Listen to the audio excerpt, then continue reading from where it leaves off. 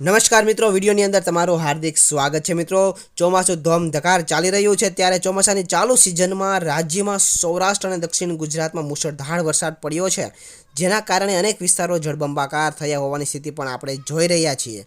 હાલ ચાલી રહેલા વરસાદી રાઉન્ડમાં મધ્ય ગુજરાતમાં પણ ધોધમાર વરસાદ પડ્યો છે। વડોદરામાં વિશ્વામિત્રી નદી અને નવસારીમાં પૂર્ણા નદીએ ભયજનક સપાટી વટાવતા તારાજી જોવા મળી છે।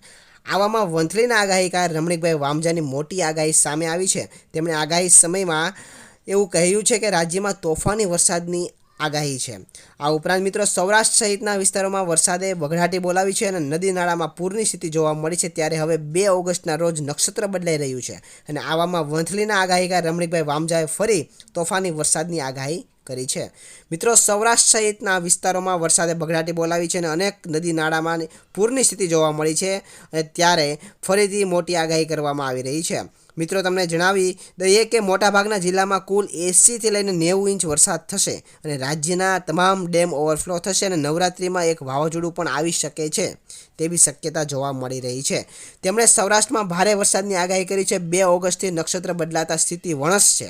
રાજકોટ, જૂનાગઢમાં ભારે વરસાદ થશે।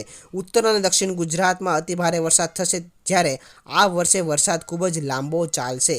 આ ઉપરાંત મિત્રો, રમણીકભાઈ વામજાએ જણાવ્યું છે કે સર્પ અને વીંછી કરડવાના કિસ્સા વધશે, એટલે કે સર્પ કરડી શકે છે, વીંછી પણ કરડી શકે છે, તેના કિસ્સા તમને વધારે જોવા મળશે અને ભાદરવા મહિનામાં તીડનો ઉપદ્રવ પણ તમને જોવા મળશે, એટલે કે તીડનો જે ઉપદ્રવ છે એ વધવાની શક્યતા છે અને નવરાત્રિમાં પાછોતરો વરસાદ વરસશે તેવી પણ આગાહી કરવામાં આવી છે।